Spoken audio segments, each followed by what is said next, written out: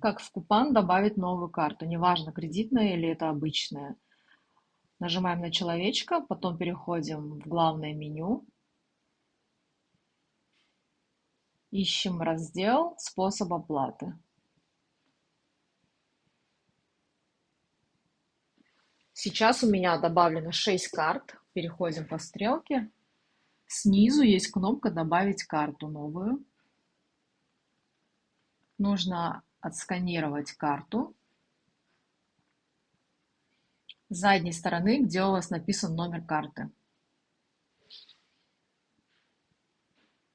Далее добавляем CVC-код, это 3 цифры. Пароль от карты только первые 2 цифры. Ставим галочку «Добавить», синюю кнопку, все, карта добавилась. Проверяем. Новая карта добавляется внизу.